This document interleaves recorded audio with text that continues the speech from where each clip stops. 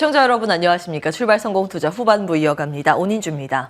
안녕하세요. 이혜은입니다. 간밤 미국 증시는 휴장으로 쉬어갔습니다. 그렇다면 유럽 증시, 중국 증시 어떻게 움직였는지 글로벌 원샷 보면서 함께 확인해 보시죠. 유럽 증시는 상승하면서 마무리를 했습니다. 제조업, 서비스업 PMI가 발표가 됐던 영국 그리고 유로존이었는데 이렇게 나오고 있는 지표들이 그래도 유럽이 침체 국면에서 조금씩은 나아지고 있다라는 방향을 가리키고 있습니다. 유로존의 제조업 PMI가 43.1에서 43.8로 조금 완화되는 모습을 보여줬는데 여전히 50 아래쪽에서 움직이고 있기 때문에 위축 국면이기는 합니다만 그래도 오랫동안 특히 미국에 비해서 훨씬 더 위축된 경기의 모습을 보여줬던 유로존이 조금씩 살아나는 모습을 보여주고 있습니다. 영국도 PMI가 발표가 됐는데 50을 넘어서는 50.1로 발표가 됐습니다. 이제 확장 국면에 들어섰다라는 것을 반증하게 될지 다음 달까지 한번 더 지켜보시면 좋겠고요. 중국 증시는 전일장에서 조금 지지부진한 오전장의 흐름을 보이다가 오후장 들어서 급등하는 모습을 보여줬습니다. 그 배경에 중국 정부가 발표한 화이트리스트가 있었는데요. 특히 올해 초부터 미구이 위안이라던가 여러 가지 부동산 기업들의 파산 위기로 상당한 위기감을 불러왔던 중국 기업들입니다. 그런 중국 부동산 기업들에 대한 지원책이 발표가 되면서 중국 증시 급격하게 올라가는 모습 보여줬고요. 중국 정부의 부양 의지도 상당히 강하게 읽히고 있는 부분입니다. 자, 유럽 증시는 물론 상승으로 마감을 하긴 했습니다만 다소 좀 한산하게 거래가 됐는데요. 아무래도 미국 증시가 휴장이었기 때문에 거래량 자체가 조금 적게 나오는 모습도 살펴볼 수가 있었습니다. 오펙 플러스의 연기 여파는 지속이 되고 있는데 WTI가 한때 73달러 선까지 내려와서 거래가 되는 모습을 보이다가 조금은 소폭 만회를 하면서 마무리가 됐습니다. 그동안 오펙 플러스에서 사우디가 감산을 결정하면서 큰 희생을 거쳐왔기에 오펙 플러스 회의가 진행이 되게 된다면 다른 산유국들과 얼마나 고통을 분담하게 될지 그 부분도 관전 포인트가 될 것 같습니다. ECB 의사록도 발표가 됐는데 추가 금리 인상이 열려 있다라는 발언에도 불구하고 시장에는 큰 영향을 미치진 않았습니다. 자, 그렇다면 우리는 앞으로 이 블랙 프라이데이 휴장을 지나고 돌아올 미국 증시 어떻게 바라보면 좋을지를 좀 짚어보면 좋을 것 같은데요. 뱅크 오브 아메리카에서 이런 이야기를 했습니다. S&P 500이 2024년 말에는 5,000포인트를 향해 갈 것인데 그 증거로 5가지를 제시를 했습니다. 첫 번째로 테크주에 몰려있던 올 한 해의 수급을 얘기를 하고 있습니다. 기술주만 날아올랐다는 건데 연기금의 주식 비중을 보게 되면 25년 내 최저라고 합니다. 앞으로 추가적인 수급이 유입될 수 있다는 가능성을 뱅크 오브 아메리카에서 보고 있는 거고요. 두 번째는 올 한 해 동안 계속해서 나왔던 골디락스에 대한 기대감입니다. 지금 인플레이션이 잡히면서 가격과 비용 지출은 줄어들고 있는 반면에 대신에 마진이 올라가고 있고 거기다가 생산에 있어서 효율성도 함께 증대가 되고 있다. 따라서 앞으로 골디락스에 대한 기대감 충분히 가져봐도 좋겠고 증시에도 훈풍을 깃들게 할 것이다 라는 이야기를 하고 있습니다. 자, EPS 가속화 가능성도 제시를 하고 있는데 50년대에 침체 전에 6개 분기에 EPS 부진 현상이 나타났던 바가 있습니다. 그런데 이렇게 EPS가 부진한 현상을 보이게 된다고 하더라도 침체기에는 계속해서 성장할 수 있는 모습을 보여주고 있기 때문에 컨센서스에서 EPS가 내려가고 있는 부분들 크게 걱정하지 않아도 된다라는 이야기도 내놓고 있습니다. 자, 그리고 하이라이트는 미국의 대선일 것 같은데요. 선거가 있는 해에는 보통 증시가 긍정적으로 움직인다라는 점도 뱅크 오브 아메리카에선 주목을 했습니다. 단 오랫동안 재정적으로 긴축 상황이 있었고 미국의 부채 비율이 상당히 높기 때문에 헬스케어 같이 투자를 많이 받아야 되는 섹터 같은 경우는 좀 위험할 수 있다라고 이야기를 했습니다. 자, 더불어서 중국의 의존도를 상당히 많이 낮추고 있는 미국이기 때문에 미국이 에너지적으로도 자립을 상당히 많이 이뤄내고 있죠. 이런 부분들 역시도 세계의 전반적인 침체 국면과 미국은 좀 다르게 가는 경향이 있다. 따라서 S&P 500 충분히 내년 말이면 5,000포인트 도달할 수 있다라고 제시를 하고 있습니다. 그중에서도 특히 시클리컬을 최선호로 꼽았고요. 테크 비중 자체는 좀 줄이는 게 좋겠다라고 이야기는 했습니다만 장기 추세적으로는 결국엔 테크주가 승자가 될 것이다라는 의견도 함께 내놨습니다. 자, 하지만 약세론도 여전히 팽배합니다. 연말 시장에 대한 전망은 특히 조금 더 어두운 편인데요. 알리안츠 인베스트먼트에서는 내년 초에 금리 인하에 대한 추정 그리고 그 기대감도 상당히 많이 자리하고 있는데 이 모습이 좀 지나치다라는 이야기를 하고 있습니다. 금리 인하가 구체적으로 언제 되게 될지 모르는 상황에서 지금 랠리가 좀 과하다라는 이야기를 표현을 하고 있는 거고요. 채권 왕이라고 불리는 빌 그루스는 지금 국채금리 수익률에 따라서 미국 증시가 상당히 요동을 쳤던 연말을 겪고 있습니다. 자, 그런데 10년 국채금리 수익률 4.45% 이하로 내려갈 가능성 거의 보지 않고 있다라는 이야기를 내놓으면서 연말 랠리가 좀 어려울 수도 있다라는 전망이 함께 자리하고 있습니다. 자, 이번 한 주는 샘 알트먼 사건으로 상당히 뜨거웠습니다. 알트먼을 확보하려는 경쟁이 AI의 가치를 반증하는 것이 아닌가라는 생각도 드는데요. 닷새간의 여정을 좀 타임라인으로 정리를 해봤습니다. 11월 17일에 알트먼의 해고 그리고 그렉 브록만의 사임 소식이 함께 전해지면서 상당한 충격을 안겨줬었는데 하나하나 스텝을 밟아 나가는 과정에서 특히 오픈AI 직원 90%가 알트먼 복귀하지 않으면 우리도 함께 떠나겠다라는 이야기를 내놓은 것이 알트먼의 복귀에 상당히 큰 비중을 차지하게 됐습니다. 결론적으로 승자는 누가 될 것이냐, 마이크로소프트가 아니냐라는 이야기가 나오고 있습니다. 그도 그럴 것이 원래 오픈AI 이사회는 6인으로 구성이 되어 있었고 비영리를 강조하고 있었기 때문에 마이크로소프트가 지분 49%를 가지고 있다고 하더라도 이사회에 포함을 시킬 수가 없었습니다. 그런데 이번 사건으로 인해서 이사회 구성에 변화가 있게 될 것이고 마이크로소프트 인사들도 들어가게 될 것 같다. 그렇게 된다면 마이크로소프트의 오픈AI 장악력은 훨씬 더 올라가게 되겠죠. 사실 마이크로소프트가 이런 식으로 기업을 좀 좌지우지하는 모습을 보이는 건 처음은 아니라고 합니다. 테크크런치에 따르면 합병 통제에 익숙한 마이크로소프트이기 때문에 이번 사태가 자작극이 아니냐라는 음모론도 함께 나오고 있는데요. 결정적인 증거로 쿠데타설이 있었던 수축해버 수석에 대해서 이 인물까지도 알트먼의 복귀를 원하면서 지금 이런 상황에 깊이 후회를 느낀다라는 X를 올린 것이 영향을 미치고 있다라는 이야기도 함께 나오고 있습니다. 자, AI에 사활을 걸고 있는 미국 기업들입니다. 특히 대표적으로 마이크로소프트, 알파벳, 아마존이 있게 될 텐데 지금 계속해서 빅테크들의 AI 수직 통합 작업이 이루어지고 있습니다. 특히 S&P 500 기업에서 AI를 언급한 빈도수도 이렇게 급증하는 모습을 보여주고 있는데 사실 3분기 들어서 조금은 줄었습니다만 2분기 때만 해도 빈도가 굉장히 급격히 올라가는 모습이었습니다. 자, 지금 결론적으로 우리 시장을 투자하는 분들 입장에서는 과연 그 수혜를 누릴 수 있는 기업들이 어떤 기업이 될 것이냐일 텐데 당연히 SK하이닉스, 삼성전자, HBM 비중이 압도적입니다. 수혜를 가장 크게 누릴 수 있을 텐데 거기에 더불어서 삼성전자 같은 경우는 TSMC를 추격할 수 있는 발판이 파운드리 쪽에서도 나올 수 있지 않겠느냐라는 관측이 함께 나오고 있습니다.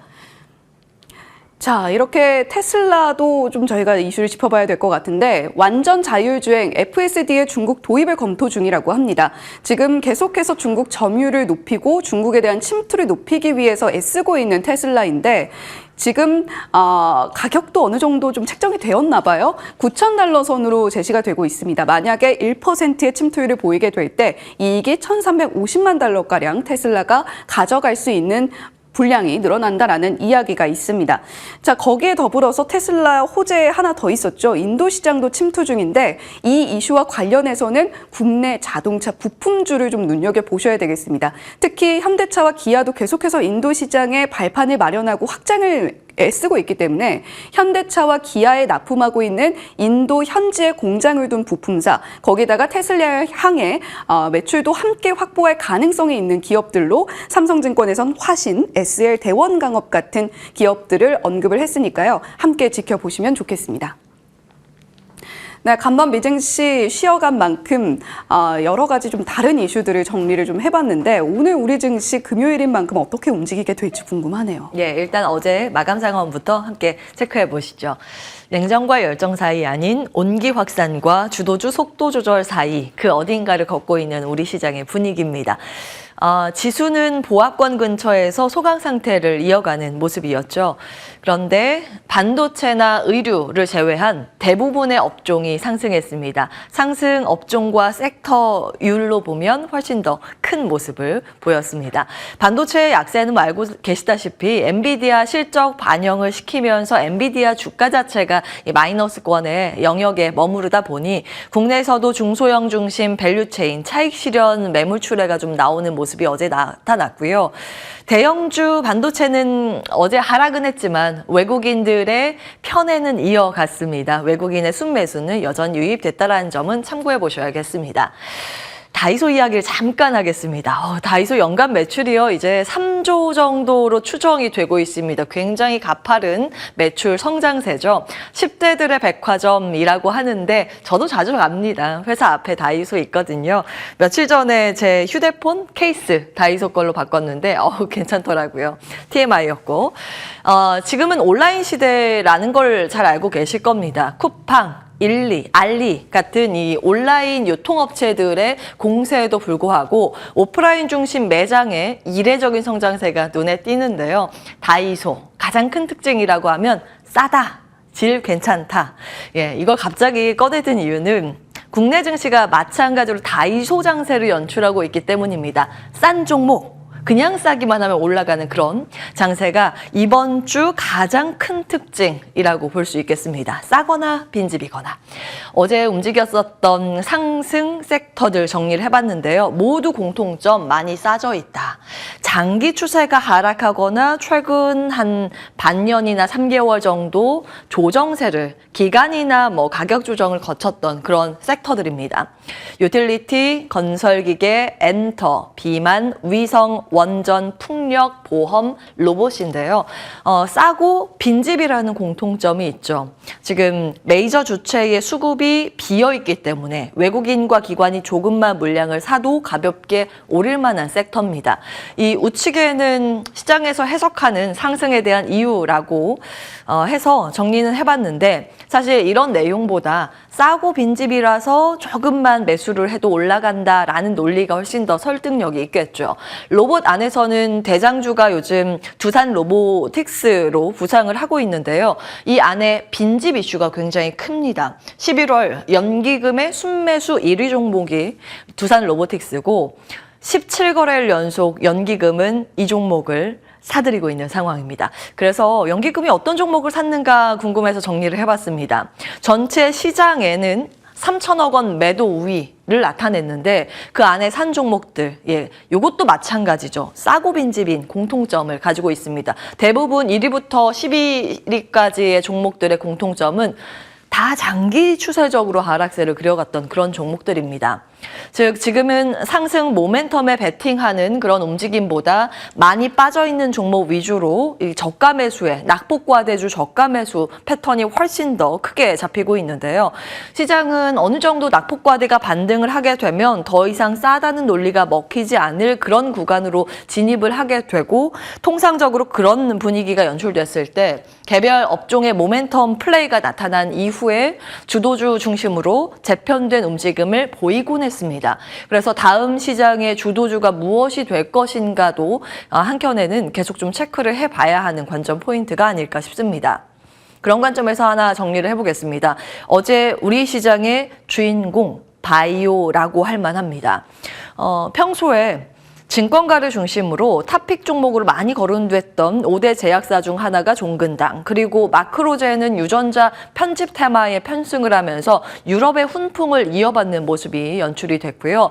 임상 데이터 긍정적인 발표되고 있는 기업들입니다. 보로노이, 제넥신, 그리고 아리바이오인데 아리바이오의 지분 한 10% 가지고 있는 소룩수가 그 힘을 받고 있는 모습이었고요.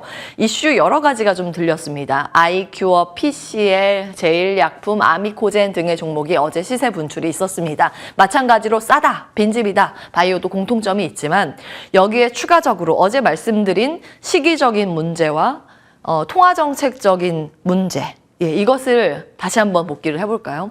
어제 엔비디아 주가가 쉬어갔을 때 일부러 반도체에 대해서 이 시간에 자세히 정리를 해드리진 않았습니다. 오히려 바이오 쪽에 조금 더 집중해서 정리를 해드렸는데 어제 화면 그대로 가지고 왔습니다. 이벤트 때문에 그렇습니다. 시기상 연말에는 바이오가 이제 주목을 받을 개연성이 높았다라는 점 체크해드렸죠. 지금 빨간색으로 표시되어 있는 게 매해 주목되는 4대 가장 큰 학회 일정입니다. 1월에 JP모건 헬스케어 컨퍼런스가 이 일정 가운데 가장 크게 주목받는 이슈인데요. 이제 얼마 남지 않았죠. 보통 이를 앞두고 12월, 11월 정도부터 여기에 참가하는 업체 뭐야? 초록 공개 어떻게 될까? 라는 기대감이 선반영되기 시작하는 구간입니다.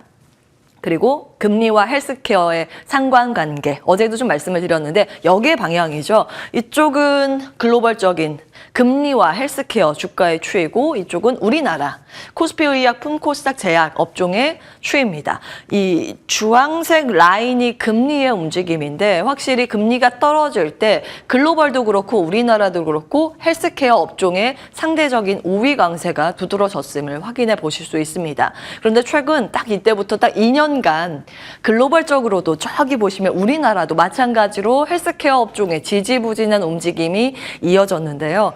고금리의 부담 때문이라는 분석이 굉장히 많습니다. 왜냐하면 매출은 없지만 임상 비용은 계속해서 필요한 바이오텍 기업에게는 고금리가 당연히 부담스럽기 때문입니다. 그런데 지금 전망치 보시면 내년부터 고금리 부담 완화 전망이 나오죠. 특히 이제 미국도 내년부터는 기준금리 인하를 할 것이라는 논리가 우세한 상황이고 미국보다는 우리나라가 사실 PF 문제 등 때문에 더 버티기 어려워서 우리나라의 금리 인하가 조금 더 빠르게 나타날 가능성이 높다는 게 시장의 컨센서스입니다. 그래서 지금 증권사에서 어떤 종목에 주목을 할까 궁금해서 어제 오늘 이틀간 나온 증권사 레포트들 정리해봤습니다. 내년도 혹은 내년 상반기 바이오 투자 전략에 대한 레포트고요. 신한투자증권, 미래에셋증권, 키움증권 대표 레포트 커버하는 애널리스트의 내용입니다. 대부분 이제 굉장히 두꺼운 인덱스 내용인데 제목이랑 내용들 간단하게 추려봤습니다. 탑픽 종목들 그리고 관심 종목 같이 기입을 해봤으니까요. 참고해 보시기 바라겠습니다. 보통 이제 많이 겹칩니다.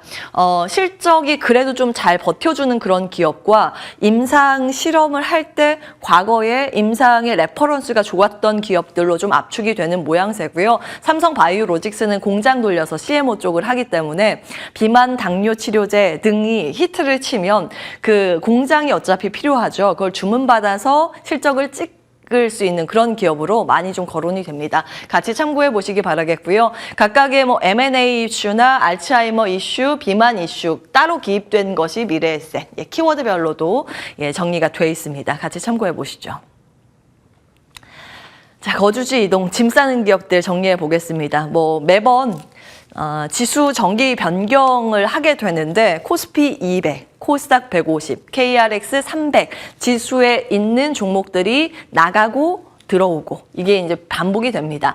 이번에는 이제 대표적인 기업들 코스닥에선 150개 기업들 새로 들어오는 쪽이 이쪽이고요. 위쪽에는 로봇, 뭐 바이오 요 배열로 제가 일부러 바꿔서 배열을 해봤습니다.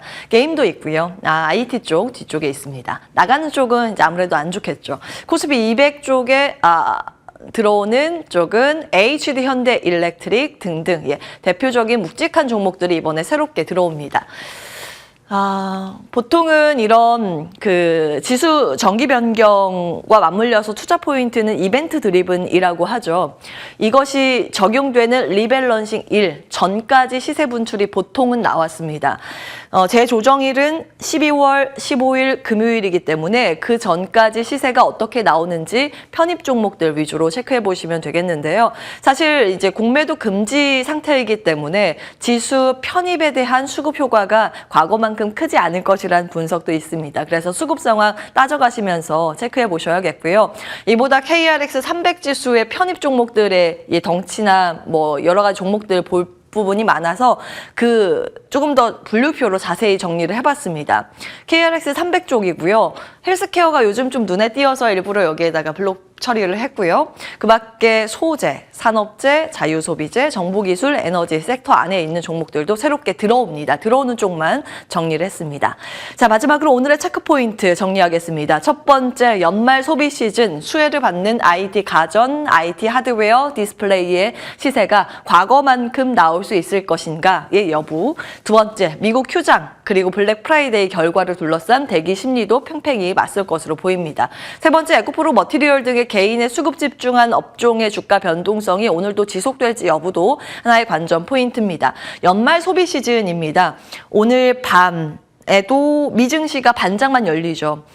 그래서 이제 수급 데이터상 볼 때는 이런 소비 시즌과 관련해서 투자자의 심리를 좀 가늠하는 그런 영향이 큰 장이기도 합니다. 그래서 과거에 좀 시세 분출이 있었던 섹터들 위주로 오늘은 어떤 반응이 나타날지 여부도 굉장히 궁금해집니다. 당잠사였습니다.